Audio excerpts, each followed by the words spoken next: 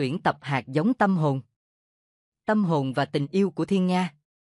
Cái giây phút mà bạn có được trong tim mình một cảm giác kỳ lạ mang tên tình yêu và cảm nhận được chiều sâu, sự lung linh, ngất ngây của nó thì chính lúc ấy bạn sẽ nhận ra rằng thế giới xung quanh bạn đã thay đổi. Di Krieg Nami. Năm thứ 2 đại học của tôi sắp sửa kết thúc. Vào một đêm nóng bức trong tuần cuối cùng của tháng 5, tôi nhận được điện thoại của mẹ ở ký túc xá cho biết tôi sẽ về nghỉ hè với ông bà để phụ giúp công việc đồng áng. Ý kiến này khiến mọi người trong nhà đều hài lòng. Riêng tôi không hoàn toàn bị thuyết phục lắm nhưng tự an ủi rằng dù gì cũng chỉ có một kỳ nghỉ mà thôi. Sau khi thi xong môn cuối, tôi thu dọn đồ lên xe, chào tạm biệt bạn bè và hẹn sẽ gặp lại vào mùa thu. Các bạn tôi cũng vậy vì hầu hết bọn họ cũng sẽ về nhà. Từ trường tôi về đến nông trại mất hết 3 giờ lái xe. Ông bà tôi đều đã qua tuổi 70, và tôi biết họ rất cần người phụ giúp công việc của nông trại. Ông không thể dọn cỏ khô một mình cũng như sửa chữa chuồng trại cùng hàng đống việc khác. Chiều hôm ấy tôi đến nơi muộn. Bà đã nấu nhiều đồ ăn đến nỗi cả ba chúng tôi không thể nào ăn cho hết. Bà hết sức yêu thương và quan tâm tới đứa cháu của mình. Tôi đã nghĩ rằng sự niềm nở này sẽ nhanh chóng phai nhạt một khi tôi ở lâu cùng với bà. Nhưng không phải vậy. Ông muốn biết tất cả mọi điều về tôi. Đến giờ ngủ, tôi nghĩ rằng mọi thứ rồi sẽ ổn. Dầu gì, tôi cũng chỉ phải ở đây một mùa hè thôi. Sáng hôm sau, tự ông chuẩn bị bữa sáng cho hai người. Ông bảo rằng bà bị mệt vì đã vất vả cả ngày hôm qua nên sẽ nằm nghỉ lâu một chút. Tôi tự nhủ sẽ không nhờ bà làm bất cứ điều gì cho mình trong thời gian lưu lại. Tôi đến đây để giúp đỡ chứ không phải làm gánh nặng cho ông bà. Buổi sáng đó, ông khiến tôi rất ngạc nhiên. Khi chúng tôi rời khỏi nhà, ông dường như sinh động và linh hoạt hẳn lên. Nông trại này là lãnh địa của ông. Mặc dù đã lớn tuổi, ông vẫn giữ được dáng vẻ tự tin khi đi khắp nơi trong khu vực này. Ông không còn có dáng vẻ gì của con người đã thiếp đi trên ghế tối qua trước lúc bản tin 6 giờ chấm dứt. Khi chúng tôi băng qua cánh cổng để đến xem xét đàn gia súc, ông dường như biết rất rõ từng con bò. Mà có tới gần 200 con trong đàn chứ ít gì.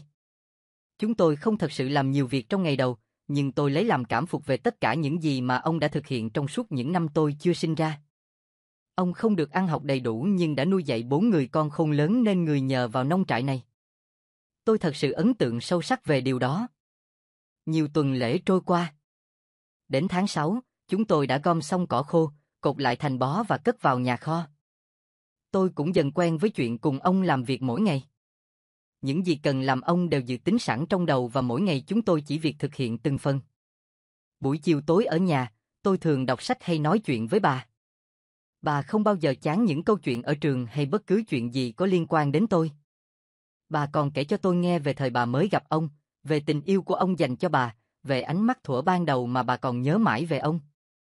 Sáng Chủ nhật tuần cuối cùng của tháng 6, ông rủ tôi đi câu cá vì chúng tôi đã hoàn tất mọi việc. Hồ nước nằm trong một cánh đồng trũng gần khu rừng. Những năm trước ông đã thả cá xuống hồ. Hôm đó chúng tôi lái xe đến hồ, tiện thể coi qua đàn gia súc. Chúng tôi không thể ngờ đến những gì mình trông thấy sáng hôm đó, một con trong cặp thiên nga mà ông tặng bà vào ngày lễ Kim Khánh đã chết. Con còn lại không chịu ăn mà cứ ngước nhìn về một hướng xa xăm. Sao mình không mua một con khác thế vào hở ông? Tôi đề nghị với hy vọng có thể cứu vãn được tình thế. Suy nghĩ một lát. Cuối cùng ông nói. Không dễ dàng vậy đâu con à. Con biết không, loài thiên nga cả đời chỉ có một bạn tình. Ông đưa tay chỉ trong khi tay kia giữ cần câu, loài khác thì được, còn thiên nga thì không. Có thể mang đến cho nó một con khác nhưng chẳng thể mang lại một tâm hồn như nó vốn đã từng mong chờ, tìm được và thấu hiểu. Chúng ta chẳng thể làm được gì hơn cho con thiên nga còn lại. Nó phải tự xoay sở lấy mà thôi. Suốt buổi sáng chúng tôi đã bắt đủ số cá cho bữa trưa. Trên đường về, ông dặn tôi đừng kể cho bà nghe về chuyện con thiên nga. Bà không còn đi về phía hồ nhiều nữa.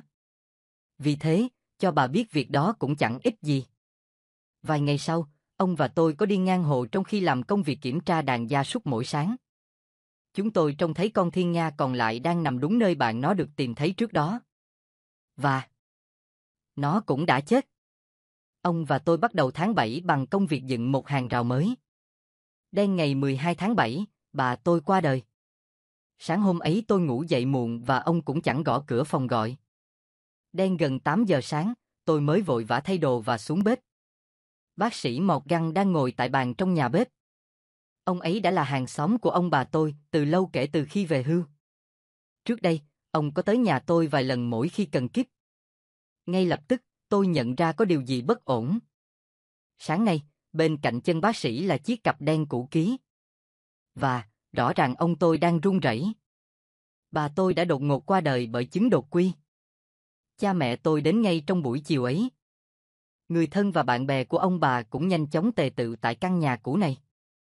Đám tang được tổ chức ngay ngày hôm sau vì ông nhất quyết muốn nó diễn ra càng sớm càng tốt.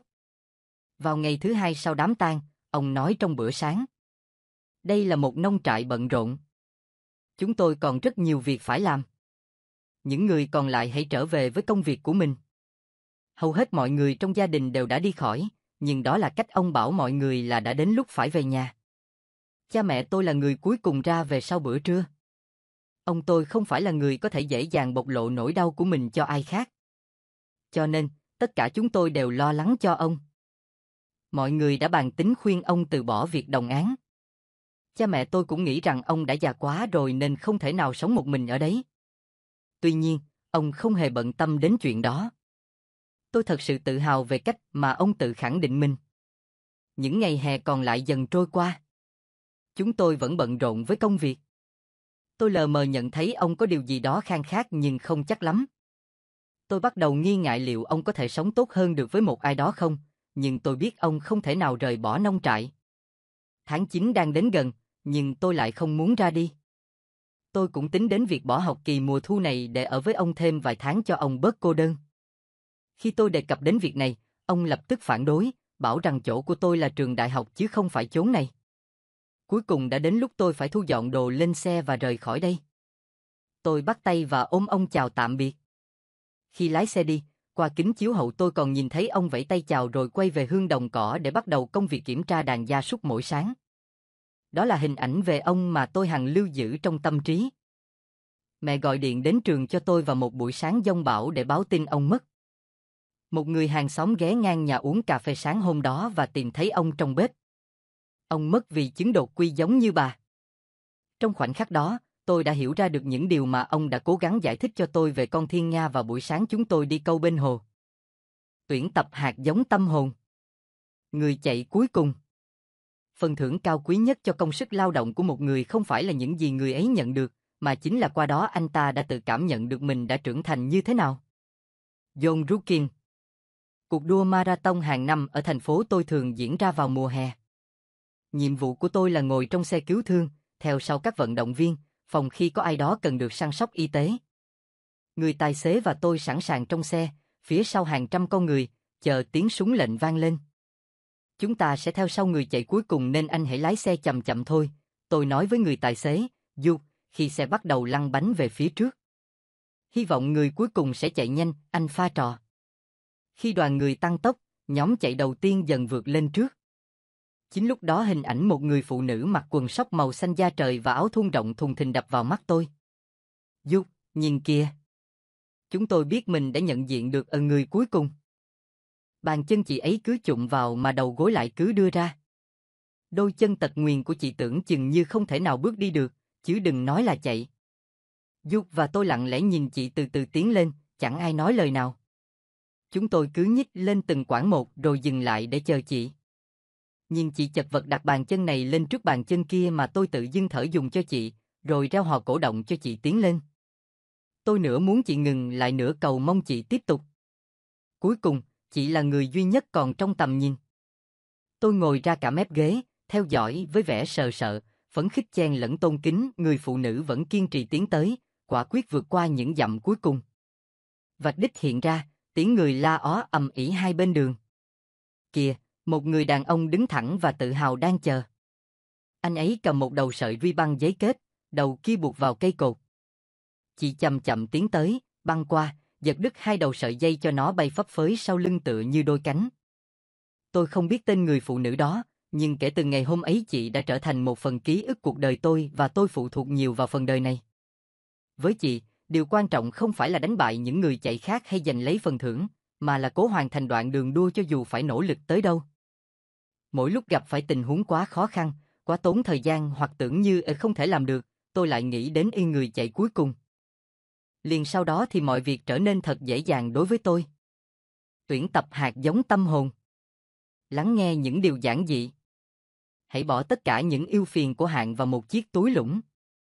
Oh Postcard. Cách đây không lâu, tôi đã rơi vào một giai đoạn rất tồi tệ trong cuộc sống mà có lẽ nhiều người trong chúng ta cũng đã từng trải qua.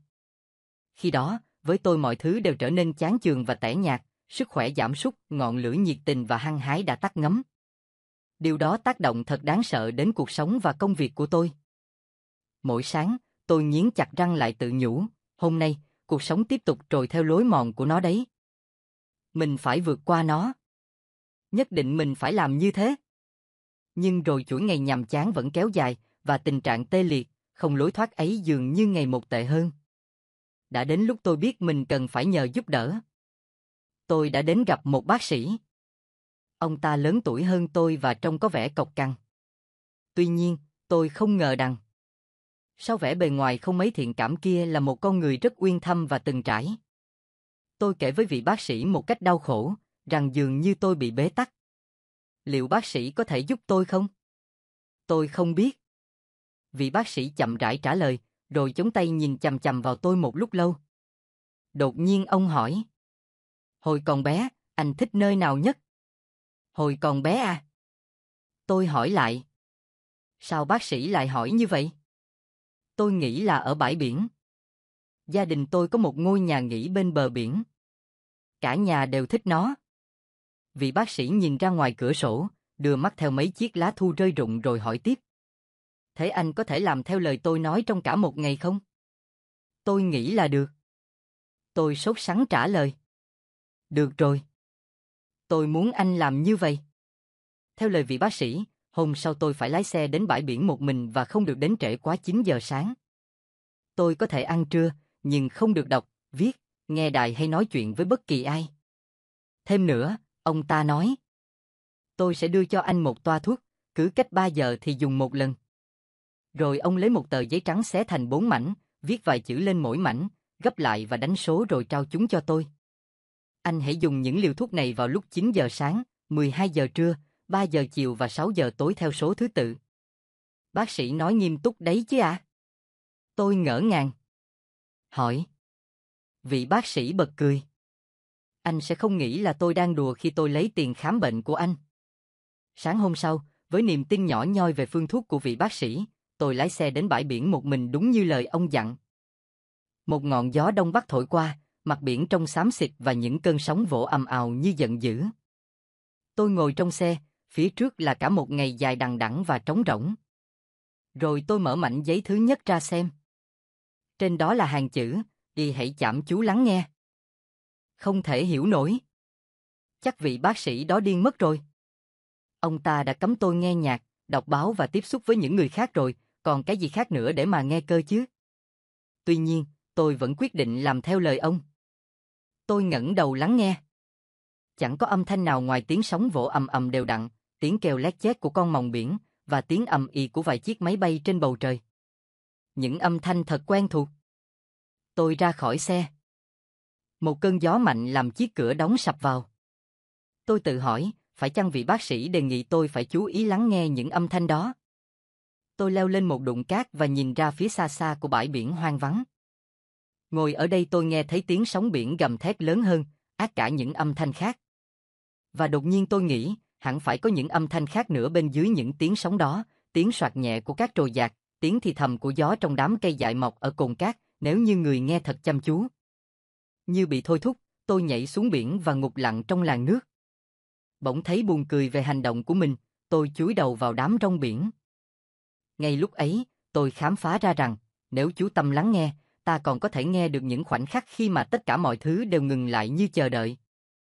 Trong khoảnh khắc yên lặng đó, mọi suy nghĩ trong đầu ta đều ngưng động và tâm trí ta được nghỉ ngơi. Tôi trở lại xe và nằm thượt sau tay lái, tiếp tục chăm chú lắng nghe. Khi tôi nghe lại lần nữa tiếng gầm vang lên từ sâu thẳm trong lòng đại dương, tôi thấy mình đang nghĩ về sự thịnh nộ của những cơn giông tố nổi lên ngay chính trong lòng những cơn sóng.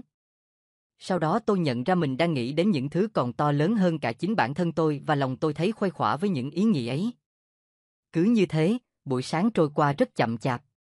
Thói quen ném mình vào một vấn đề rắc rối đã in sâu vào tôi đến nỗi tôi cảm thấy mình bị chìm nghiễm nếu không có nó. Đến trưa, trời quang đãng không một gợn mây. Mặt biển như đang tỏa sáng lấp lánh. Tôi mở mảnh giấy thứ hai. Một lần nữa, tôi lại thấy nửa vui nửa cáu. Liều thuốc thứ hai là, để cố gắng tìm về ký ức. Ký ức gì nhỉ? Hiển nhiên là những ký ức đẹp trong quá khứ rồi. Nhưng tại sao lại phải như thế chứ, khi tất cả những lo lắng của tôi đều liên quan đến hiện tại hay tương lai? Tôi rời xe và bắt đầu đi dọc theo những đụn cát. Vị bác sĩ đã giúp tôi trở lại bãi biển này, nơi ghi dấu biết bao kỷ niệm hạnh phúc thời thơ bé của tôi. Đó có lẽ là những gì mà ông đề nghị tôi tìm lại, những niềm vui và hạnh phúc chất ngất mà tôi đã bỏ quên lại sau lưng. Tôi quyết định sẽ làm sống lại những giây phút đã nhạt nhòa ấy. Tôi sẽ tô màu và làm sắc lại bức tranh hạnh phúc của quá khứ. Tôi sẽ chọn những gì cụ thể và vẽ lại thật chi tiết. Tôi sẽ hình dung những con người trong bức tranh ấy ăn mặc và vui đùa như thế nào. Tôi sẽ tập trung lắng nghe chính xác âm thanh giọng nói cũng như tiếng cười của họ. Thủy triều đang xuống dần, nhưng tiếng sóng vẫn vỗ ầm ầm. Tôi chọn quay lại thời điểm của chuyến đi câu cá cuối cùng của tôi với đứa em trai 20 năm về trước. Nó đã tử trận trong chiến tranh thế giới thứ hai, nhưng tôi nhận ra rằng nếu tôi nhắm mắt và thật sự cố gắng, tôi có thể nhìn thấy hình ảnh em tôi sống động đến ngạc nhiên, thậm chí tôi còn nhìn thấy cả nét hóm hỉnh và sự hăm hở trong mắt nó. Thật ra tôi đã thấy toàn cảnh bức tranh ngày hôm đó, mặt biển lấp lánh, ánh bình minh ló dạng trên bầu trời phía đông, những đợt sóng cuồn cuộn đánh vào bờ một cách oai vệ và chậm chạp. Tôi cảm thấy những dòng nước xoáy ngược ấm áp vây quanh đầu gối, chiếc cần câu của em tôi đột nhiên nảy lên khi một con cá bị dính mồi, và tôi nghe tiếng la mừng rỡ của nó. Tôi đã họa lại bức tranh ấy từng mảng một, rất rõ ràng và không một thay đổi sau bao năm tháng. Rồi những hình ảnh ấy trôi qua. Tôi đứng dậy một cách chậm chạp cố gắng tìm về quá khứ của mình. Những người hạnh phúc luôn là những người tự tin và quả quyết. Nếu bạn thong thả quay lại tìm và chạm tay tới những điều hạnh phúc, lẽ nào không tìm thấy một chút sức mạnh? Giai đoạn thứ hai trong ngày đã trôi qua nhanh chóng. Khi mặt trời bắt đầu chết bóng, tâm trí tôi hăm hở đi trên cuộc hành trình về quá khứ, sống lại những khoảnh khắc, phát hiện ra những con người mà tôi đã hoàn toàn lãng quên. Những năm qua, tôi đã nhớ thêm rất nhiều sự kiện nhưng đã vô tình để những hạnh phúc trong quá khứ bị cuốn theo dòng thời gian. Một cảm giác ấm áp chợt dâng lên trong lòng tôi, lúc đó tôi hiểu rằng chẳng có lòng tốt nào là lãng phí hay có thể mất đi ý nghĩa của nó cả. Đến 3 giờ chiều, nước đã xuống và âm thanh của những con sóng giờ chỉ là một lời thì thầm theo nhịp. Biển như một gã khổng lồ đang thở. Những đụng cát giờ như đã là tổ ấm của tôi. Tôi cảm thấy thư giãn, hài lòng và hơi tự mãn. Những liều thuốc của vị bác sĩ thật dễ uống. Nhưng tôi chưa sẵn sàng uống liều thuốc thứ ba. Lời yêu cầu lần này không phải nhẹ nhàng. Chúng giống như một mệnh lệnh hơn, để xem lại động cơ của mình. Phản ứng đầu tiên của tôi khi đọc những lời ấy là phải tự thanh minh cho mình. Những động cơ của tôi chẳng có gì là xấu, tôi tự nhủ. Tôi muốn thành công, ai mà chẳng thế. Tôi muốn được công nhận, nhưng những người khác cũng như tôi thôi. Tôi muốn được yêu thương, được an toàn hơn, và tại sao lại không như thế chứ? Có lẽ, một tiếng nói nhỏ vang lên đâu đó trong đầu tôi, những động cơ đó không hoàn toàn trong sáng. Có lẽ đó chính là lý do tại sao tôi bế tắc. Tôi cúi xuống, với lấy một nắm cát rồi để nó rơi qua những kẽ tay mình. Trong quá khứ, những điều tôi làm tốt luôn xảy đến một cách tự nhiên, không hề dự tính trước. Gần đây, thay vào đó là sự toan tính, được chuẩn bị kỹ lưỡng nhưng mọi việc lại không suôn sẻ. Tại sao? Bởi tôi đã nhìn xa hơn bản thân công việc, tôi chỉ nghĩ đến những phần thưởng mà tôi hy vọng nó sẽ mang lại. Và công việc chỉ đứng một chỗ, nó đã trở thành một phương tiện chỉ để kiếm tiền. Cảm giác cho đi điều gì đó, giúp đỡ người khác, cống hiến đã bị mất hút trong sự hối hả nắm lấy lợi ích cho bản thân mình. Thoáng chốc, tôi nhận ra một điều chắc chắn rằng, nếu động cơ của một người thiếu đi sự trong sáng thì tất cả những gì còn lại đều không có kết quả. Dù bạn là một người đưa thư, thợ hớt tóc, một người bán bảo hiểm, một ông bố luôn ở nhà hay một bà nội trợ thì cũng chẳng có gì khác nhau. Chỉ khi bạn cảm thấy mình đang phục vụ cho người khác, bạn mới thực hiện tốt công việc được. Còn nếu chỉ quan tâm đến những gì mình sẽ đạt được, hiệu quả công việc của bạn sẽ giảm đi. Đó là quy luật tự nhiên của cuộc sống. Tôi ngồi một lúc lâu. Phía xa kia, tiếng sóng vỗ rì rào đã chuyển thành tiếng gầm do thủy triều lên. Sau lưng tôi, những tia nắng cuối cùng của một ngày đang gần như khuất dạng dưới đường chân trời. Một ngày ở biển của tôi đã gần kết thúc, tôi cảm thấy khâm phục đến ghen ti vị bác sĩ và những liều thuốc mà ông đã cho tôi, chúng quá lạ lùng và lại giản dị đến bất ngờ. Giờ đây tôi đã thấy đó là những liều thuốc giá trị cho bất cứ ai đang phải đối mặt với bất kỳ khó khăn nào. Chăm chú lắng nghe, để bình tĩnh và làm dịu đi một tâm trí điên rồ, chuyển sự tập trung từ những điều bên trong ra bên ngoài. Cố gắng tìm về quá khứ, bởi trí óc con người chỉ có thể lưu một ý nghĩ trong một lúc, để xóa đi sự lo lắng hiện tại khi bạn hướng về niềm hạnh phúc trong quá khứ. Xem xét lại động cơ của mình, đây là mấu chốt của việc điều trị. Đánh giá lại, đặt những động cơ của một người ngang bằng với khả năng và lương tâm của người đó. Và bạn cần phải thực tâm khi làm điều này. Mặt trời phía tây đã ngã sang màu đỏ chói khi tôi lấy ra mảnh giấy cuối cùng. Đọc xong hàng chữ viết trên ấy, tôi đi chậm chậm ra biển. Khi chỉ còn vài mét nữa là đến mép nước, tôi dừng lại và đọc hàng chữ lần nữa, đi viết những ưu phiền lên cát. Tôi thả mảnh giấy bay đi, cúi xuống nhặt một mảnh vỏ sò vỡ. Dưới vòng trời cao vút, tôi đã viết thật nhiều trên mặt cát, hết nỗi ưu phiền này đến ưu phiền khác. Sau đó tôi quay bước đi và không nhìn lại. Tôi đã viết những ưu phiền của mình lên cát. Và ngoài kia, những con sóng đang tạt vào. Tuyển tập hạt giống tâm hồn. Những chiến binh tí hon. Hãy nhìn lại cuộc đời mình trong những giờ phút kiên gan chống chọi với nghịch cảnh, bạn sẽ thấy rằng, những khoảnh khắc bạn sống thực sự là những lúc bạn làm điều gì đó bằng tình yêu. Henry Truman. Tôi dự định chuyển đội quân nhỏ của mình đến một nơi tốt hơn tuyến lửa này. Là một người mẹ đơn thân 27 tuổi, một nách 4 đứa con thơ, tôi quen với ý nghĩ rằng mình đích thị là một người chỉ huy can trường chăn dắt lũ con của tôi.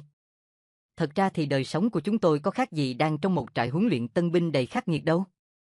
Cả năm mẹ con chúng tôi phải chen chúc trong một nơi kín bít bùng, một căn hộ có 2 phòng ngủ ở bang New Jersey với những quy định nghiêm ngặt tự đặt ra về đồ ăn thức uống. Tôi đã không thể lo đủ cho các con mình ngay cả những nhu cầu thiết yếu hàng ngày như những bậc cha mẹ khác, và ngoài mẹ tôi ra, không ai khác trong gia đình tôi chịu ngó ngàng, quan tâm đến cuộc sống của lũ trẻ con tôi cả. Tất cả đều trút lên đôi vai tôi, một thân trơ trọi nhận lãnh vai trò của người tổng chỉ huy đội quân của mình. Nhiều đêm, tôi thao thức hoạch định những chiến lược để cuộc sống của các con tôi được đầy đủ hơn. Dù chúng chưa bao giờ phàn nàn về sự thiếu thốn và dường như rất yên tâm sống dưới sự đùm bọc thương yêu của tôi, tâm trí tôi vẫn cứ luôn thôi thúc, nhìn trước trông sau, xoay đầu này, trở đầu kia, tìm mọi cách để cải thiện cuộc sống đạm bạc của chúng. Cho nên khi tìm thấy một căn hộ có 5 phòng ngủ trong ngôi nhà 3 tầng, tầng 2 và 3 hoàn toàn thuộc về chúng tôi đã chóp ngay cơ hội này. Vậy là cuối cùng chúng tôi có thể thoải mái hơn. Ngôi nhà này thậm chí có cả một sân sau khá rộng rãi. Bà chủ nhà hứa sẽ sửa chữa mọi thứ trong vòng 1 tháng. Tôi đồng ý và trả ngay bằng tiền mặt tiền thuê tháng đầu tiên và luôn cả tiền bảo vệ an ninh, rồi vội vã ra về báo cho lính của tôi biết rằng chúng tôi sắp chuyển đi. Lũ nhóc mừng rơn và rất phấn khởi. Đêm đó tất cả chúng tôi nằm co cụm trên giường, tính toán những điều phải làm cho tổ ấm mới. Sáng hôm sau, tôi thông báo cho người chủ nhà nơi chúng tôi đang ở rồi bắt đầu gói ghém đồ đạc. Chúng tôi chất những thùng đồ một cách nhanh chóng và gọn gàng. Nhìn đội quân của tôi làm việc, lòng tôi cũng thấy ấm áp. Lũ lượt kéo đến nơi, tôi mới chợt nhận ra sai lầm chết người của mình. Tôi đã không có chìa khóa của căn nhà này. Rồi hết ngày này qua ngày khác, với những cú điện thoại không người nhấc máy và những lần kiếm cách đột nhập vào căn nhà đều thất bại, tôi bắt đầu phát hoảng. Tôi gọi điện thoại cho công ty địa ốc hỏi thăm. Họ cho biết là ngôi nhà này đã có người khác thuê. Tôi đã bị lừa. Mặt mày méo sệt, tôi đưa mắt nhìn những khuôn mặt háo hức của các con và cố tìm lời để nói với chúng về tin chẳng lành này. Chúng đón nhận một cách bình thản mặc dù bản thân tôi thì chỉ muốn khóc vì thất vọng. Với tâm trạng não nề của kẻ bại trận, tôi lại đối mặt với những khó khăn còn tồi tệ hơn nữa. Nhà cũ thì không thể quay về. Bao nhiêu tiền tôi có đã dốc sạch cho nơi ở mới này rồi, còn đâu nữa để tính chuyện đi thuê nơi ở khác. Mẹ tôi cũng muốn giúp đỡ, nhưng với điều kiện bọn trẻ không được phép vào căn hộ nhỏ của bà. Quá thất vọng, tôi quay sang nhờ một người bạn giúp đỡ. Chị ấy cũng là một cựu chiến binh như tôi, một mình nuôi 5 người con và cũng đang vật lộn với cuộc sống không khác gì tôi. Chị ấy cố gắng hết mức để chứng tỏ lòng hiếu khách. Nhưng 9 đứa trẻ trong 4 phòng. Thử hình dung xem, tôi chắc các bạn hiểu được hoàn cảnh bi đát của chúng tôi rồi. Sau 3 tuần, tất cả đều không chịu nổi. Chúng tôi phải ra đi. Chẳng còn sự lựa chọn nào khác và tôi cũng chẳng biết làm gì hơn. Chúng tôi phải cuốn gói thôi. Tôi gom hết đồ đạc, nhét những quần áo ấm của mấy mẹ con vào cốp sau chiếc ô tô cũ kỹ màu vàng của mình, và thông báo cho những chiến binh tí hon rằng giờ đây chúng tôi không có nơi nào để trú chân ngoài chiếc xe hơi. Hai con trai tôi, đứa lên 6 và đứa lên 10, nhìn tôi và chăm chú lắng nghe. Tại sao chúng ta không ở nhà bà hả mẹ? Đứa lớn nhất hỏi. Theo sau câu hỏi đó là một lốc các đề nghị của những đứa khác về những nơi mà chúng tôi có thể ở. Với mỗi lời đề nghị, tôi đều phải trả lời về một sự thật khắc nghiệt. Mỗi người đều có cuộc sống riêng, các con ạ, chúng ta phải tự lo cho mình. Chúng ta có thể làm được mà. Nhưng nếu như thái độ tự tin và đầy thuyết phục của tôi làm chúng yên tâm, thì những lý lẽ đó không thể lừa phỉnh được tôi. Tôi cần phải có thêm sức mạnh. Mà tôi biết trông cậy điều đó ở ai bây giờ? Đến giờ đi ngủ, tôi tập hợp những chiến binh tí hon của mình lại và tiến về nơi đóng quân, chiếc xe của mẹ con tôi. Đám trẻ ngoan ngoãn vâng lời, nhưng đầu óc tôi lại cứ tập trung vào tình hình chiến sự ác liệt trước mắt. Tôi có nên làm thế này với các con mình không? Mà thực ra tôi có thể làm gì khác được trong tình thế hiện nay? Thật bất ngờ, chính đội quân nhỏ của tôi đã mang cho tôi sức mạnh mà tôi đang cần. 4 tuần kế tiếp chúng tôi phải sống trong xe hơi, tắm rửa tại nhà mẹ tôi vào buổi sáng và ăn uống tại những quầy thức ăn nhanh. Bọn trẻ dường như thích thú với lề thói kỳ quặc này. Chúng không bỏ học ngày nào, không phàn nàn và cũng chẳng hạch hỏi gì về quyết định của tôi. Chúng tin tưởng hoàn toàn vào sự khôn ngoan của người chỉ huy đến nỗi tôi bắt đầu thấy mình trở nên can đảm. Chúng tôi có thể vượt qua mà. Mỗi đêm chúng tôi dừng xe tại một điểm khác nhau, những khu vực đèn thắp sáng trưng gần các tòa nhà. Khi trời trở lạnh, bọn trẻ rút vào băng ghế sau đã được hạ xuống để làm giường, chia sẻ nhau hơi ấm của cơ thể và các tấm mền. Tôi ngồi ghế trước, chập chờn trong giấc ngủ để thỉnh thoảng còn kịp tỉnh dậy nổ máy xe để dùng bộ phận sưởi của xe sưởi ấm cho tất cả chúng tôi. Khi tôi kiếm được đủ tiền để thuê một căn hộ thì không nơi nào chấp nhận 4 đứa trẻ, vì thế chúng tôi đăng ký ở trọ tại khách sạn. Thật tuyệt vời. Chẳng khác gì một kỳ nghỉ phép trong quân đội. Chúng tôi hồi hộp, mừng vui khi có hệ thống sưởi, những chiếc giường và cả sự an toàn. Chúng tôi lén lấy thức ăn của mình ra nấu nướng và học cách chuẩn bị những bữa ăn ngon miệng bằng cái bếp 2 lò. Chúng tôi làm lạnh những món bơ sữa trong bồn tắm bởi khách sạn có rất nhiều đá.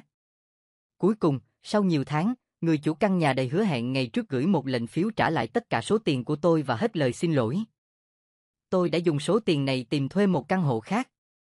Chuyện đó xảy ra cách nay đã 13 năm. Giờ đây, tôi đang chia sẻ quyền chỉ huy với một người chồng, và bọn trẻ được chúng tôi chăm sóc chu đáo trong một ngôi nhà rộng rãi.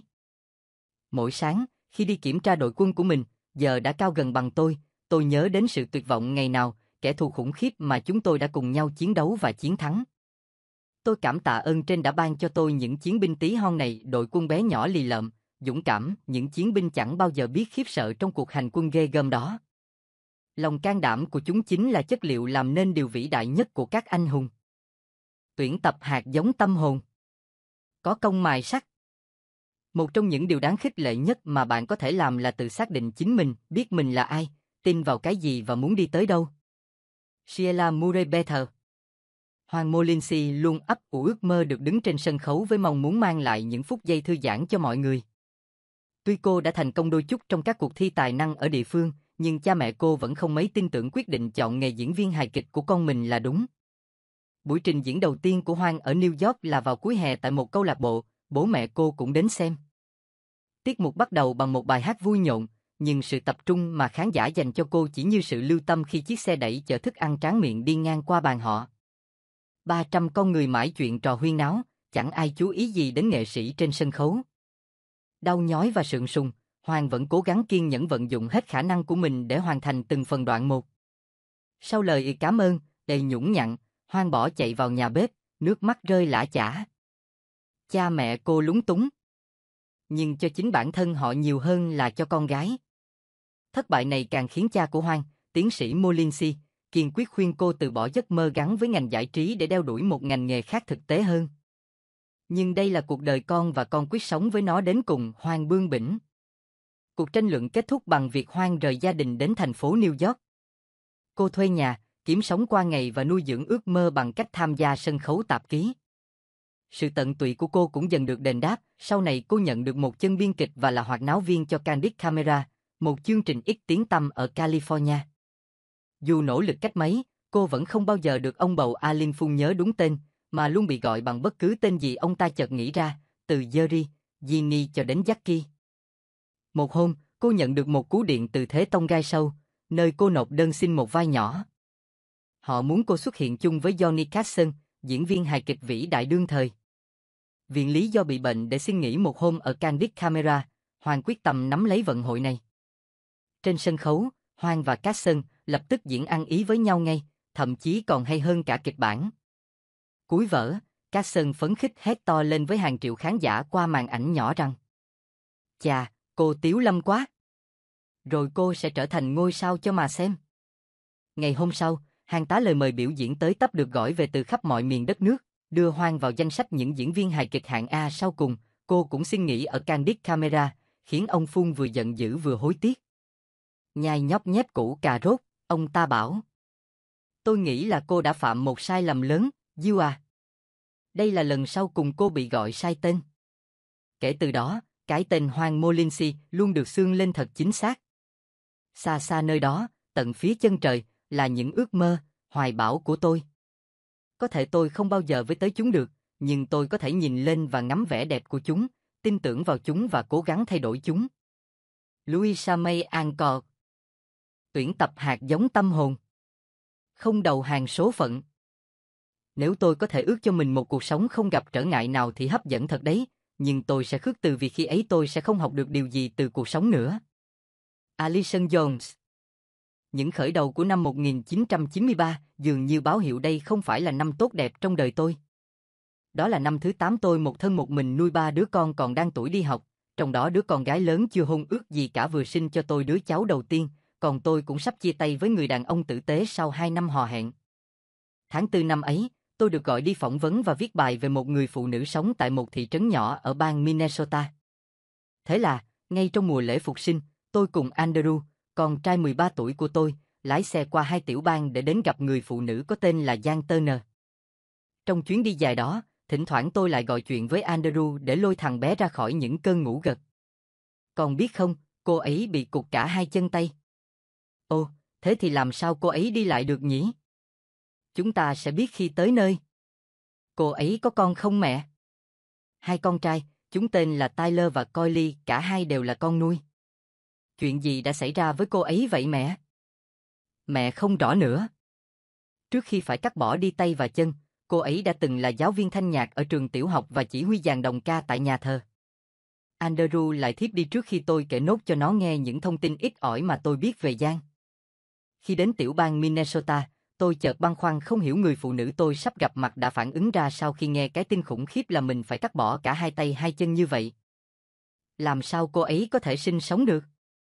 Có ai bên cạnh để giúp cô ấy không nhỉ? Khi đến Weimar, bang Minnesota, tôi gọi cho Giang từ khách sạn hỏi xem liệu tôi có thể đến nhà đón cô cùng lũ trẻ hay không. Không sao đâu Park, tôi lái xe được mà. Chúng tôi sẽ có mặt trong vòng 10 phút nữa. Chị có muốn đi ăn gì trước không? Gần chỗ chị có quán Ponderosa ăn cũng được lắm đấy. Vâng, vậy cũng được. Tôi nói mà trong lòng cũng thấy ngại ngùng. Không hiểu cùng ngồi ăn trong nhà hàng với một người phụ nữ không chân tay sẽ như thế nào nhỉ? Cô ấy lái xe thế nào được nhỉ? Tôi băn khoăn. 10 phút sau, Giang đổ xe trước khách sạn. Cô xuống xe và đi về phía tôi với dáng đi rất bình thường trên đôi chân trông y như thật rồi chìa cánh tay phải có một cái móc sáng chói ở phía cuối để bắt tay tôi. Chào Park. Rất vui được gặp chị. Còn đây chắc là cháu Andrew. Tôi bóp nhẹ tay cô rồi cười gượng.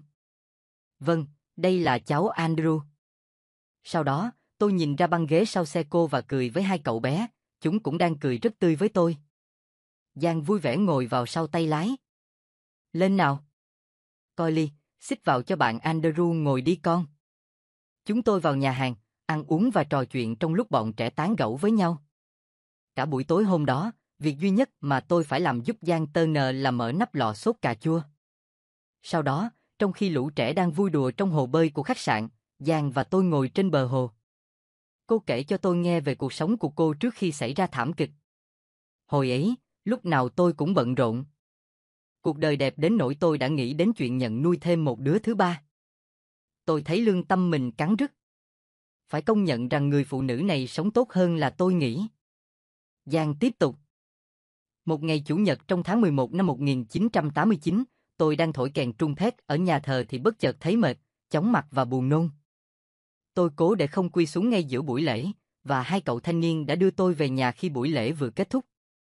Tôi vào giường nằm nghỉ, nhưng đến tối tôi cảm thấy mình cần phải gọi cấp cứu ngay. Giang kể rằng lúc được đưa đến bệnh viện cô đã hôn mê. Huyết áp giảm đến nỗi cơ thể cô hoàn toàn tê liệt. Cô bị viêm phổi, một căn bệnh truyền nhiễm nguy hiểm do vi khuẩn gây nên. Một trong những ảnh hưởng phụ tai hại của căn bệnh này là sự kích hoạt hệ thống đông tụ của cơ thể, gây tắc nghẽn các mạch máu. Và vì máu đột ngột không chảy đến được các bàn tay và chân nên chân tay cô nhanh chóng bị hoại tử. Chỉ sau 2 tuần nhập viện, tay Giang bị cưa đến khuỷu còn chân thì đến ống quyển. Ngay trước khi phẫu thuật, cô đã khóc lóc thảm thiết. Ôi Chúa ơi! Không thể như thế được. Làm sao con có thể sống khi không có chân tay? Không đi được nữa ư? Không chơi trung thét, guitar, piano được nữa ư? Con sẽ không bao giờ được ôm các con của con hay chăm sóc chúng sao? Xin Thượng Đế đừng bắt con phải lệ thuộc vào người khác suốt quãng đời còn lại. Sau khi phẫu thuật được 6 tuần, các vết thương của cô đã lành, một bác sĩ đề cập với Giang việc dùng chân tay giả. Bà ấy bảo rằng Giang có thể tập đi, lái xe, đến trường và thậm chí cô còn có thể đi dạy lại. Giang cảm thấy điều đó thật khó tin. Trong lúc thất vọng, cô cầm quyển kinh thánh lên và mở ra một cách ngẫu nhiên. Một hàng chữ đập vào mắt cô, để đừng bắt chước hành vi và thói quen của thế giới này.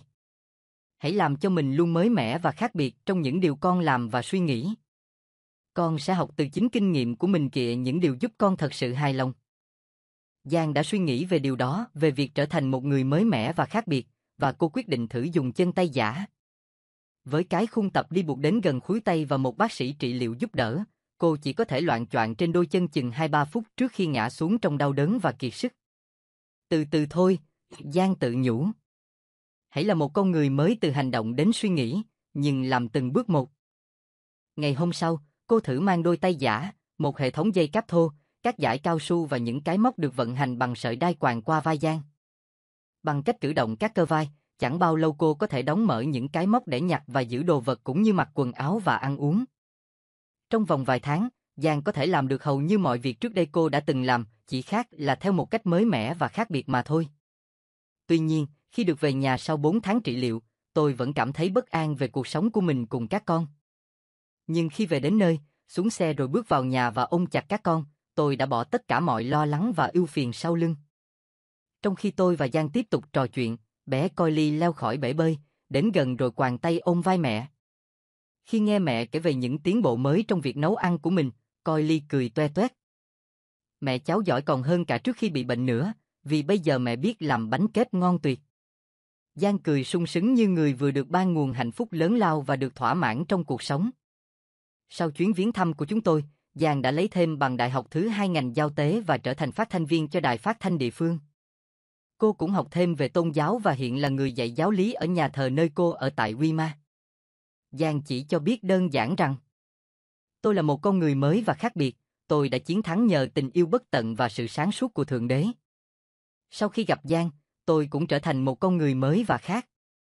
Tôi học được cách tạ ơn Thượng Đế vì tất cả mọi điều trong cuộc sống giúp tôi trở nên mới mẻ dù phải vất vả làm thêm một công việc bán thời gian để các con tôi tiếp tục đến trường, học cách làm một bà ngoại tốt lần đầu tiên trong đời, và can đảm chấm dứt với một người bạn tuyệt vời nhưng không hợp với tôi.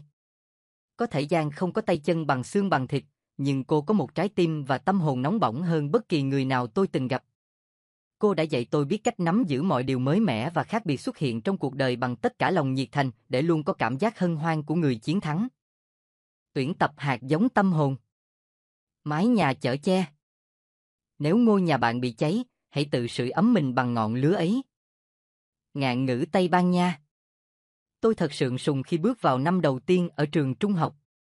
Rời trường cấp 2 với cương vị lớp trưởng và tư cách đàn chị, bây giờ thật lạ lẫm khi phải bắt đầu ở vị trí tân binh. Đã thế, mấy đứa bạn thân của tôi đều học ở các trường khác rồi, chỉ còn mình tôi bơ vơ. Mỗi khi về thăm thầy cô cũ, tôi thường được khuyên nên tham gia những hoạt động đội nhóm để có dịp gặp gỡ bạn mới, rồi thế nào tôi cũng yêu thích trường mới. Lời khuyên của họ đã an ủi tôi phần nào. Một chiều chủ nhật, Gió thu lạnh lẽo rít từng cơn, tôi đang ngồi làm bài tập bên bàn. Mẹ chất thêm củi vào lò sưởi cho nhà thêm ấm áp. Con mèo lông đỏ nằm trên đống sách vở, kêu gừ gừ, thỉnh thoảng khèo khèo cây viết cho vui. Nó vốn hay quấn quýt tôi lắm, chẳng gì tôi cũng đã cứu sống nó hồi nó còn bé xíu mà. Đột nhiên, tôi ngửi thấy mùi gì là lạ, và chợt thấy khói luồn qua ru nhà.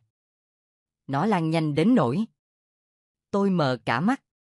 Lật đật tìm cửa, chúng tôi vừa chạy thoát ra sân trước thì toàn bộ mái nhà đã nằm gọn trong biển lửa. Tôi chạy bổ đến nhà hàng xóm gọi cứu hỏa, còn mẹ lại lộn ngược trở vào nhà. Rồi mẹ bươn ra ngay, mang theo chiếc hộp kim loại đựng các giấy tờ quan trọng. Mẹ đặt cái hộp xuống bãi cỏ, và trong tình trạng gần như phát cuồng, mẹ lại đâm trở vào nhà. Tôi biết mẹ nhất định không để hình ảnh và thư từ của ba bị lửa thiêu rụi. Chúng là những thứ duy nhất mẹ giữ để nhớ về ba. Tuy vậy, tôi vẫn gào. Mẹ! Đừng! Tôi định lao theo mẹ thì bị một bàn tay to lớn giữ lại. Cố thoát ra khỏi bàn tay gọng kềm của người lính cứu hỏa, tôi thét vang. Mẹ cháu ở trong đó mà. Sẽ ổn thôi, họ sẽ đưa mẹ cháu ra, chú trấn an tôi. Chú ấy choàng cho tôi một tấm mền và ấn tôi ngồi vào xe, trong khi đồng đội của chú lao vào nhà chữa cháy. Không lâu sau, một chú lính khác dìu mẹ tôi ra. Chú hối hả đưa mẹ vào xe và chụp mặt nạ oxy lên mặt mẹ. Tôi lao tới ôm chặt lấy mẹ, lo sợ phải mất bà. 5 tiếng đồng hồ sau, ngọn lửa được dập tắt. Cả ngôi nhà đã ra tro. Định thần lại, tôi choáng váng khi không thấy con mèo của mình đâu. Trong cơn hoảng loạn, tôi đã quên mất nó. Bao nhiêu chuyện cùng ập đến một lúc, trường mới, ngọn lửa, con mèo tôi sụp xuống, khóc rấm rứt. Tối đó chúng tôi không được phép vào nhà vì quá nguy hiểm, mà phải sang nhà ông bà ngủ qua đêm. Tôi thẫn thờ lo cuốn lên cho con mèo, dù cả nhà ai nấy chỉ còn mỗi bộ đồ đang mặc trên người và mấy cái mền của đội chữa cháy. Sáng thứ hai, tôi đến trường với bộ đồ duy nhất còn lại và mang đôi giày của dì. Ước gì mình được nghỉ học. Tại sao mẹ không chịu hiểu rằng tôi đang bối rối lắm? Quần áo thì khác biệt, không có sách vở hay cặp táp gì, cả cuộc sống của tôi đựng trong cái cặp táp đó. Phải chăng định mệnh buộc tôi phải trở thành người vô gia cư mãi mãi? Có thể lắm. Tôi chỉ muốn thu mình lại hay chết quách đi cho rồi. Tôi tới trường như một cái xác không hồn. Mọi thứ đều trở nên mờ ảo. Tất cả cuộc sống êm ấm của tôi, trường cũ, bạn bè, nhà cửa và con mèo đều đã mất sạch.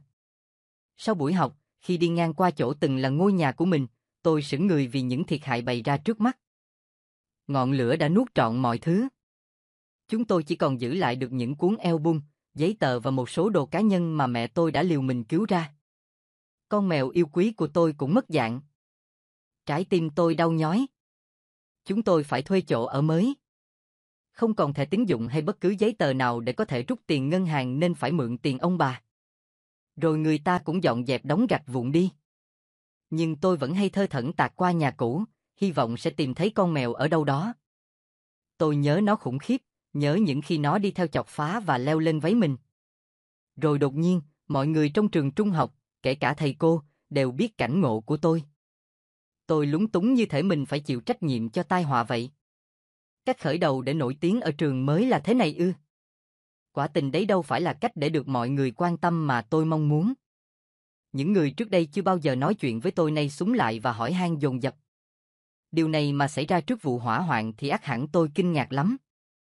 Hình như độ rầy tôi chai cứng rồi. Ây thế mà, tôi chẳng thể dửng dưng trước cái bàn dài chất đầy quà dành cho mình ở trong phòng thể dục. Nào là những đồ dùng học tập, sách vở, nào là quần áo đủ loại, đồ jean, đồ đẹp có cả. Cứ như là Giáng sinh vậy. Thật cảm động vô cùng. Trong thoáng chốc, tôi thở phào khoan khoái và nghĩ mọi chuyện rồi sẽ ổn thôi. Ngày hôm đó tôi bắt đầu kết bạn mới. 1 tháng sau, tôi trở lại khu nhà cũ, nơi người ta đang xây dựng lại. Lần này tôi đi với 2 người bạn mới. Không còn cảm giác bất an nữa. Âm lòng biết bao khi mở lòng ra với những người tuyệt vời quanh mình. Ngắm ngôi nhà đang dần định hình, mường tượng ra phòng ngủ mới, tôi nhận ra mình sắp thoát khỏi tai ương. Thình lình, bỗng tôi nghe ai đó hỏi từ sau lưng. Có phải con mèo này của cháu không? Quay lại, tôi không tin vào mắt mình, một người phụ nữ đang bồng con mèo của tôi. Chẳng để lỡ một phút nào, Tôi vội nhào tới đón lấy con mèo từ tay bà. Tôi ôm chặt nó vào lòng mà nước mắt rơi lã chả xuống bộ lông màu đỏ tuyệt đẹp của nó. Chú ta gừ gừ sung sướng. Các bạn chạy đến ôm lấy tôi, cùng nhảy múa vòng quanh. Hóa ra con mèo đã hoảng sợ khi thấy ngọn lửa đến nỗi bỏ chạy xa cả dặm. Vòng đeo cổ nó có số điện thoại nhà tôi, nhưng điện thoại đã bị cháy và đứt liên lạc. Người phụ nữ tốt bụng này đã giữ nó và khó khăn lắm mới tìm ra tôi. Chẳng hiểu sao bà lại biết chắc hẳn con mèo này được yêu và được nhớ nhiều như thế. Ngồi giữa bạn bè, với con mèo cuộn tròn trên váy, những cảm giác về mất mát và tai họa dường như nhỏ lại. Tôi cảm thấy biết ơn cuộc đời, bạn bè mới, lòng tốt của những người lạ mặt. Con mèo đã trở về. Và tôi cũng vậy. Tuyển tập hạt giống tâm hồn. Bước ngoặt cuộc đời. Chúng ta thường không đón nhận sự việc theo như tính chất của chúng, trái lại, chúng ta có khuynh hướng cảm nhận mọi biến cố theo cách thức chúng ta sống và suy nghĩ. Anais Nin. Tôi bắt đầu hiểu biết về hội chứng tự kỷ vào những năm 1940. Là con út trong nhà nên từ lúc mới 4 tuổi tôi đã biết anh Scott, là một bí mật đau buồn của gia đình. Cả nhà bối rối đến mức luôn giấu biệt anh vào phòng ngủ mỗi khi có khách đến chơi. Căn bệnh cùng nỗi đau mà anh Scott đang chịu đựng quá đỗi riêng tư để có thể chia sẻ với người khác. Tôi và các chị đã tìm mọi cách để rời khỏi gia đình càng nhanh càng tốt, kết hôn sớm hoặc vào đại học ở thành phố khác. Nhiều năm sau, có lần tôi nghe một nhà tâm lý học gọi hành động đó là việc trốn chạy ruột thịt. Quả đúng vậy, nhưng không phải anh Scott đã đuổi chúng tôi đi, mà chính là nỗi sợ hãi lẫn xấu hổ đã khiến chị em tôi không thể ở nhà nổi. Ban đầu, thấy cha mẹ khốn đốn vì anh Scott, tôi nguyện sẽ không bao giờ có con, để đừng bao giờ phải làm cha một đứa trẻ không bao giờ trưởng thành. Nỗi sợ đeo đuổi tôi tới tận lúc tôi lập gia đình được 5 năm. Đứng trước nguy cơ mất đi người phụ nữ mình yêu, tôi quyết định có đứa con đầu lòng. Ted có khởi đầu hoàn hảo, mọi xét nghiệm đều cho thấy bé không mắc phải khuyết tật bẩm sinh nào. Dù phải sinh mổ nhưng bé cũng được 9 trên thang điểm 10 theo bảng đánh giá tình trạng trẻ sơ sinh, một nhà vô địch của phòng sinh. Cho đến sinh nhật lần thứ 2, mỗi cử động và lời nói của Ted đều biểu hiện sự tinh khôn và sáng dạ. Nhưng rồi chúng tôi nhận thấy thằng bé hơi khan khác. Lời nói thì lạ lùng, có thể nó không cần đặt câu hỏi, Ted không chơi với bạn cùng tuổi, có lẽ nó thích người lớn hơn, chỉ số phát triển trên đồ thị bắt đầu đi xuống, có lẽ đồ thị này sai, tôi luôn tìm cách tự biện hộ như thế. Khi Ted tròn 3 tuổi, một loạt những chẩn đoán kết luận, tổn thương não, khiếm khuyết hệ thần kinh, và cuối cùng là về hội chứng tự kỷ. Dù cố gắng đưa con tìm thầy thuốc chữa chạy khắp nơi, nhưng càng hiểu biết về căn bệnh này chúng tôi càng ít hy vọng. Dường như cơn ác mộng của tôi ngày xưa giờ đã thành hiện thực. Tuy nhiên, nếu nhìn ở hướng tích cực thì vợ chồng tôi có những thế mạnh mà cha mẹ tôi không có, nghề nghiệp ổn định và học vấn tốt. Hơn nữa, xã hội đang dần công nhận quyền và nhu cầu của người khuyết tật. Không như thời anh Scott bị giữ ở nhà suốt, vào thập niên 1970 con trai tôi được luật pháp bảo đảm được hưởng chế độ giáo dục thích hợp. Y học cũng đã tiến bộ hơn. Giờ đây, khuyết tật của trẻ không còn bị cho là lỗi của cha mẹ nữa. Nhớ lại quá khứ, tôi nhận ra rằng gia đình mình khi xưa đã sai lầm trong cách cư xử với anh Scott. Anh không phải là nỗi phiền muộn của chúng tôi mà ngược lại chúng tôi là nỗi phiền muộn của anh. Tôi thừa nhận sự thật lúc nào cũng đau đớn, nhưng nỗi đau sẽ mang lại cho ta lòng quyết tâm và động lực vượt qua thử thách. Đột nhiên tôi nghiệm ra một điều, sự việc xảy đến với ta có thể bị coi là một tai họa mà cũng có thể là một ân phúc, tất cả đều tùy thuộc vào cách ta nhìn nhận nó như thế nào. Những triệu chứng bệnh tật của Ted ngày càng lộ rõ. Vợ chồng tôi hợp sức cố gắng thông hiểu Ted, đồng thời quyết định không bao giờ che đậy hay mắc cỡ vì cháu. Khi đứa con thứ 2 ra đời, cảm xúc và suy nghĩ của cháu ở cương vị của một người có anh trai không được bình thường đều được tôi lưu tâm với tất cả sự thông cảm sâu sắc. Cả hai đứa con tôi đều được ăn học tử tế, dù với Ted mọi việc có vất vả hơn gấp nhiều lần. Đến sinh nhật lần thứ 22 của Ted, chúng tôi nhận thấy mình đã chuẩn bị đầy đủ cho con bước vào thế giới người lớn. Cuối năm Ted sẽ tốt nghiệp. Cháu sẽ có một nguồn thu nhập tương đối từ các công việc bán thời gian và sự trợ giúp của chính phủ. Chúng tôi còn sửa sang lại tầng trệt của căn hộ cho Ted. Nhưng dường như cháu vẫn chưa hài lòng lắm. Mùa xuân năm đó, Ted thông báo. Con sẽ tham dự đêm khiêu vũ toàn trường. Chuyện phức tạp ở chỗ Ted khó có thể tự mình mời một cô gái nào đi cùng. Từ hồi 18 tuổi, trong khi bạn bè đều đã có đôi thì các cô gái lại gọi cháu là em cưng và chẳng ai chịu hò hẹn với cháu. Tuy thế, cuối cùng Ted cũng đã có được bạn nhảy Jennifer, Một cô gái dễ thương tóc vàng, có một người bạn của gia đình. Cô bé đã gặp gỡ và tỏ ra mến Ted, đồng thời cũng hiểu được buổi dạ vũ này có ý nghĩa như thế nào đối với cháu. Chúng tôi giúp Ted chuẩn bị cho buổi tối trọng đại này. Vợ tôi hấp tẩy bộ dạ phục cho Ted, còn tôi tình nguyện làm tài xế cho hai cô cậu. Ted còn lên kế hoạch đi ăn tối với Jennifer trước khi đến trường. Và thậm chí cả hoa để tặng cho Jennifer nữa. Chỉ cần 2 phút là tôi có thể đặt mua hoa cho con, nhưng tôi muốn Ted tự làm lấy. Tôi đau đớn tự hỏi không biết con trai mình còn có cơ hội nào khác để tặng hoa cho một phụ nữ nào nữa không. Trước khi đến cửa tiệm, chúng tôi đã tập đi tập lại cho Ted cách nói với người bán hoa. Tôi đóng vai người bán hoa, mời Ted vào cửa hàng ảo của tôi. Sau đó, chúng tôi bước sang tiệm bán hoa gần nhà. Thấy có người đến, cô bán hoa ngưng việc cắt tỉa và chú ý đến chúng tôi. Tôi nhìn Ted và chờ đợi con mình lên tiếng. Cả cửa hàng trở nên im ắng lạ thường. Toàn thân Ted cứng đờ. Nhưng rồi khuôn mặt Ted chuyển động và lời nói tuôn ra. Tôi là Ted. Tôi đến đây để thuê những bông hoa màu tía. Cô bán hoa có vẻ giật mình. Cô liếc nhìn tôi khi tôi bình tĩnh nhắc. Con hãy cố gắng nói lại lần nữa đi. Cháu hít thở thật sâu rồi nhíu mày. Tôi khuyến khích Ted bình tĩnh và nói thật chậm. Cuối cùng cháu cũng giải thích được. Một bó hoa hồng đỏ sẽ được giao vào chiều thứ Bảy theo ý Ted. Nhưng tôi đã không hề nghĩ đến phản ứng của cô gái bán hoa. Ông kiên nhẫn thật đấy. Người bán hoa trầm trồ thán phục tôi. Không. Tôi chỉ muốn la lên đó không phải là kiên nhẫn mà là vì hiểu rõ vấn đề. Với chúng ta, mỗi khi nói hệ thần kinh truyền tín hiệu từ ngân hàng dữ liệu trong bộ nhớ đến trung ương thần kinh, rồi lại chuyển tín hiệu đến dây thanh quản và quay lại. Nhưng Ted phải dày công tập luyện những bước nhỏ này, vất vả lội ngược dòng để tìm đến những điều mà những người khác tự nhiên có. Cô bán hoa đã khâm phục nhầm người. Cô đâu biết rằng Ted đã phải vượt qua bao gian khổ, đắng cay và kiên trì như thế nào mới đạt được như thế. Tối thứ Bảy, sau khi đưa Ted và Jennifer đến trường, tôi gọi điện cho chị mình. Hai chị em cùng nhắc lại cuộc đời u ám của anh Scott, lẫn những tiến bộ đáng kinh ngạc của Ted. Và, chúng tôi bật khóc. Sau này, tôi đặt bức ảnh chụp Ted và Jennifer trong đêm dạ vũ tại nơi trang trọng nhất trong nhà. Trên tay Jennifer là bó hoa hồng đỏ thắm. Tuyển tập hạt giống tâm hồn. Đừng sợ đối mặt với nỗi sợ hãi. Lòng can đảm giúp chúng ta chống lại nỗi sợ hãi tìm cách khống chế nó, chứ không phải giúp chúng ta chối bỏ sự tồn tại của nó. Mark Twain. Cuộc đời gần như là hoàn hảo, tôi tự nhủ và cảm ơn số phận đã rất ưu ái với tôi. Quả thật tôi đã và đang đứng trên đỉnh cao của danh vọng. Hơn 1 năm qua, tôi là ngôi sao trong một vở nhạc kịch ăn khách của sân khấu Paris tráng lệ. Tôi được giao vai trong 4 vở nhạc kịch của một hãng phim nổi tiếng. Và hơn hết, tôi có rất nhiều bạn tốt, những người tôi vẫn thường xuyên gặp gỡ chuyện trò. Lúc đó là năm 1922. Tôi đã không hiểu vì sao mà bao nhiêu may mắn lại nhanh chóng từ biệt tôi như vậy. Sau này, ôn lại những gì đã xảy ra tại rạp Les Beaux Parisiens vào buổi tối hôm ấy, tôi nhận thấy đã có những dấu hiệu cảnh báo trước đó.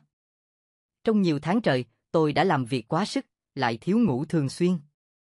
Đôi khi, tôi cảm thấy mình như người kiệt sức, đầu óc nặng trịch, bao hứng khỏi tan biến đi đâu hết cả. Thế mà tôi chẳng hề lưu tâm.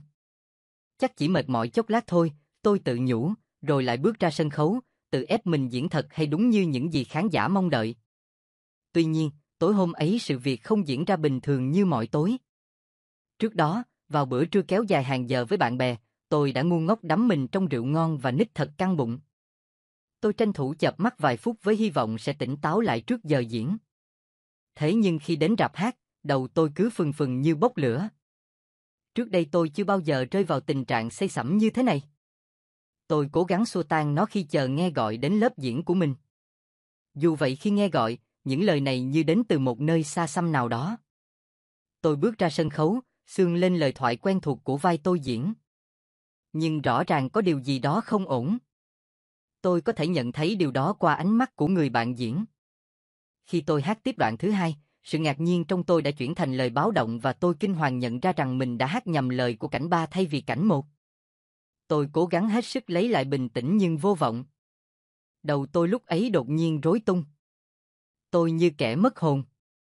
Người bạn diễn hát đỡ lời tôi một cách khéo léo, Anh ấy thầm thì nhắc tôi những chữ đầu của mỗi đoạn tôi phải hát và cứ thế, những người khác cũng lần lượt nhắc tôi trong những cảnh sau. Buổi diễn tối hôm đó đã kết thúc, mà chỉ những người ở sau cánh gà mới biết chuyện gì đã xảy ra. Sau buổi diễn, các bạn đồng nghiệp cười xòa và an ủi tôi rằng đó chỉ là sự bất ổn nhất thời. Tôi cũng muốn tin như vậy, nhưng tôi đã thật sự hoảng loạn. Điều gì sẽ đến nếu sự cố tối nay chỉ là một sự mở đầu? Một diễn viên kịch không nhớ nổi lời thoại của mình, điều này có nghĩa là sự nghiệp tiêu tan.